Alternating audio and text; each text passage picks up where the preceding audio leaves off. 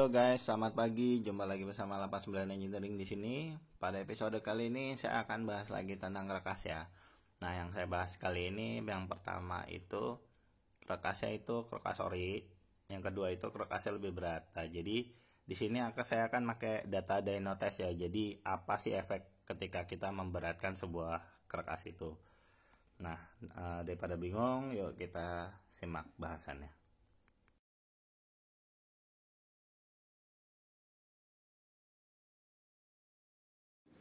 Nah, tadi kalian udah lihat ya, kapan sih kita itu ngeberatin kertas. Nah, ngeberatin kertas ini, jadi ketika kalian pakai pistonnya itu lebih berat.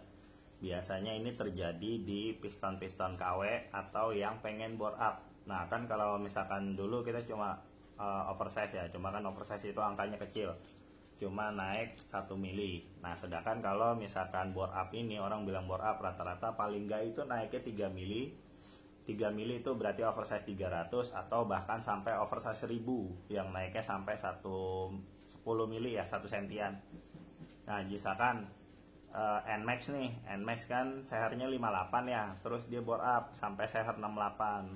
Nah, itu kan berarti oversize-nya 1000 tuh. Nah, kan dari secara dimensi massa jenisnya si seher ori yang 58 mili itu kan pasti beda beratnya dengan seher yang 68 mili. Udah gitu biasanya make sehernya seher casting. Nah, itu juga jadi perhatian untuk seher casting kan berarti ada yang lebih berat juga, ada juga yang enteng. Nah, itu perlu diperhatikan tuh. Jadi gak cuma asal beli, gak cuma asal langsung masang, tapi kalian tuh harus timbang beratnya. Nanti di situ ada hitungan balance factor, itu udah ada di video saya sebelumnya. Ini kalian bisa cek di bagian atas itu dulu tuh. Nanti saya taruh situ. Lalu ya pokoknya untuk hal-hal motor bore up ini ya. Jadi efek yang ditimbulkannya apa? Yuk kita lihat sebelahnya lagi.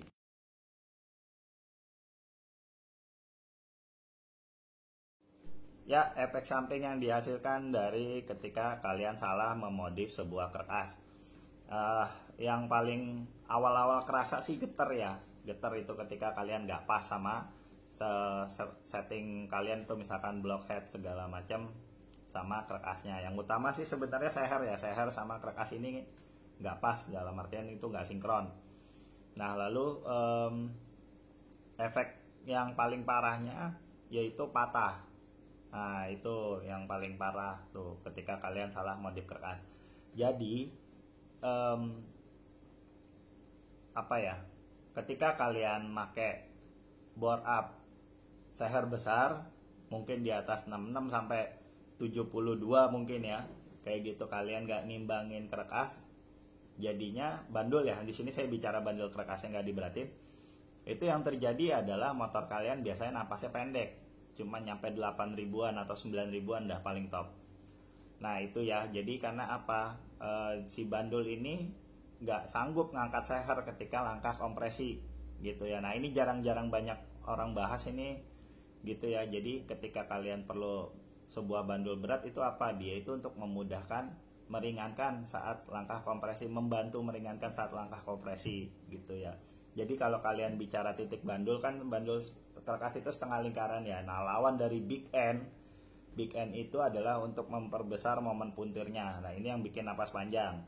Sedangkan yang posisi di kanan kirinya itu adalah untuk mengimbangi getaran sekunder dari getaran vibrasi mesin piston ya. Jadi ada getaran primer, ada getaran sekunder di mesin piston ya, single cylinder terutama loh. Nah, jadi tadi itu ya. Terus singkatnya, ketika kalian kerasnya terlalu ringan, tidak seimbang dengan seher, yang terjadi napas motor kalian pendek. Terlalu berat, yang terjadi itu getar, parah getarnya. Walaupun istilahnya napasnya bisa naik ya, atau yang paling parah juga kelewat berat, malah mereka nggak mau naik RPM-nya. Nah, jadi yang diperlukan di sini adalah kalian harus paham seher yang detail seher kalian pakai itu beratnya berapa. Di situ akan menentukan nanti penyeimbang berat yang dibutuhkan di sebuah bandul kertas.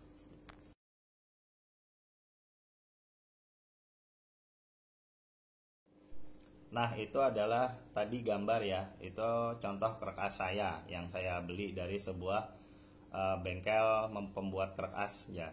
Jadi itu kerkasnya Mio, dia itu lebih berat dari kondisi originalnya. Jadi zaman dulu itu saya itu pesan kerkas tanpa saya tahu itu detail kerkasnya seperti apa, dan waktu itu saya belum paham yang namanya balance factor ya. Nah, jadi saya cuma beli jadi, klaimnya itu saya waktu itu cuma mesen bilang gini, saya pesan kerkas untuk Mio drag 500 meter. Nah, yang terjadi apa? Ketika kerkas itu datang, saya pasang, geter. Nah, itu nggak normal lah geternya gitu. Jadi ketika kalian standar 2, kalian belayar aja satu motor goyang-goyang gitu ya. Terus ketika dipakai itu kalian sampai kesemutan gitu. Geli lah, geli dari kaki sampai tangan, pokoknya geter banget. Nah, itu ketika saya pelajari balance factor, apa sih yang terjadi di kerkas ini gitu dibandingin sama yang standar, dan ternyata balance factornya kerkas motor saya itu yang saya pesan itu yang lebih berat. Jadi dia itu lebih berat 110 gram dari kondisi original.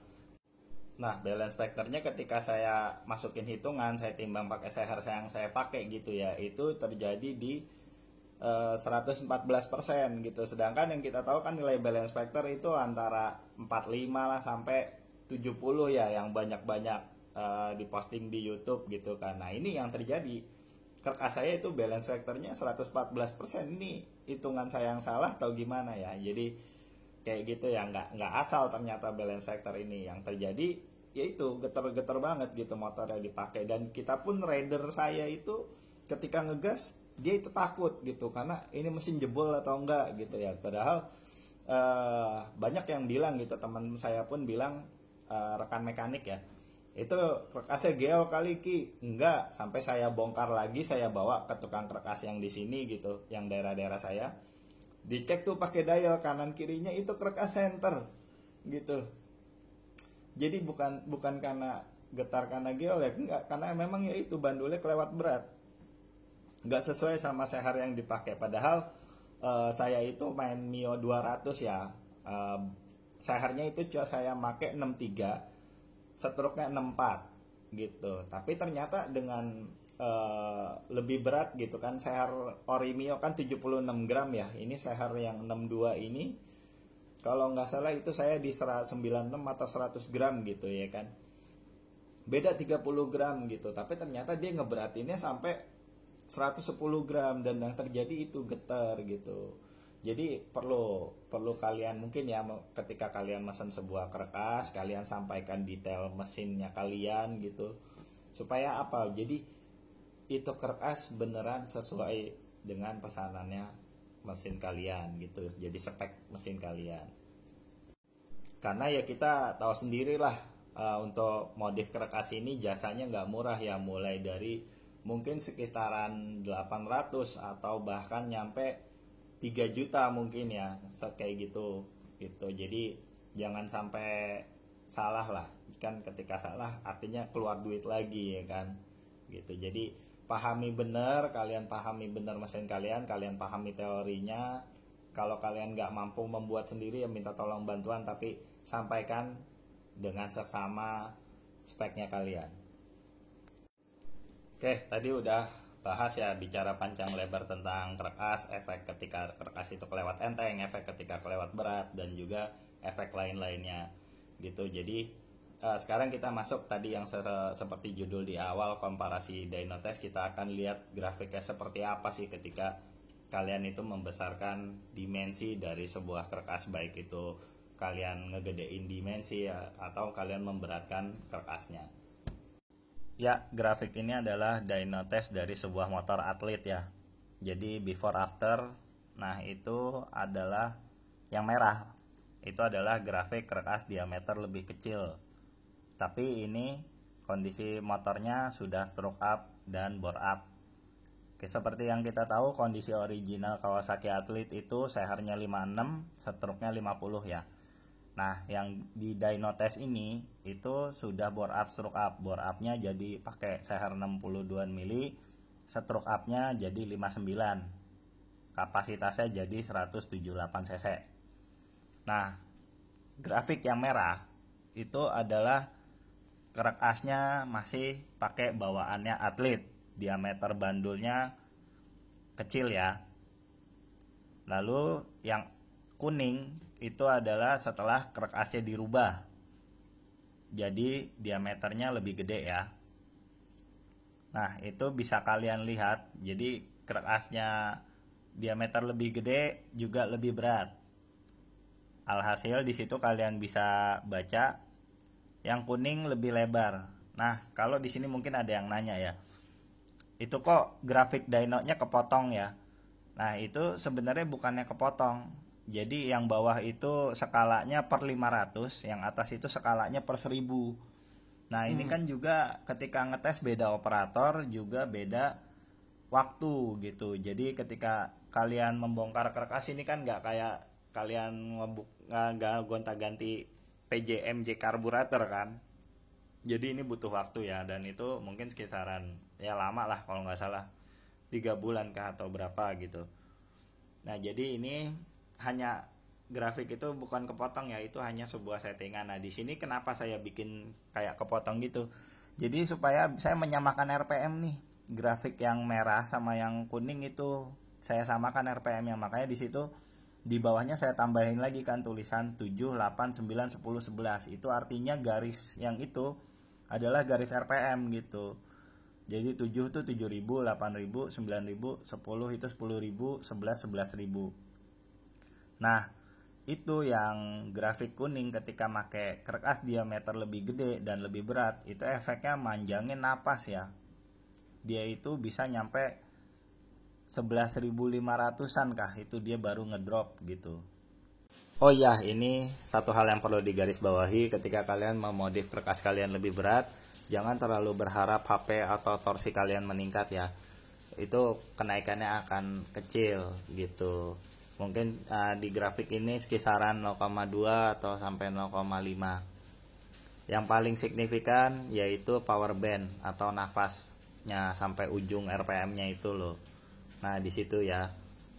Lalu artinya gini, ketika kalian setup merancang pod dari cylinder head itu, ukuran klep, ukuran portingan, terus desain noken as, durasi, LSA itu kalian rancang untuk RPM tinggi, semisal peak powernya di 12.000 RPM atau 13.000 RPM. Nah ketika kalian belum modif kerak as kalian, maka yang terjadi yaitu yang di grafik merah cuma napasnya cuma nyampe 8.000 atau 9.000, asa kayak motor kok kayak nggak jalan. Sebenarnya bukannya nggak jalan ya, karena itu kerak asnya nggak sanggup untuk mensupport bagian atas yaitu cylinder head. Nah sedangkan cylinder head ini kalian merancangnya untuk spek high RPM gitu ya, jadi maka diperlukan sebuah kerak as yang bisa mensupport sampai RPM itu gitu.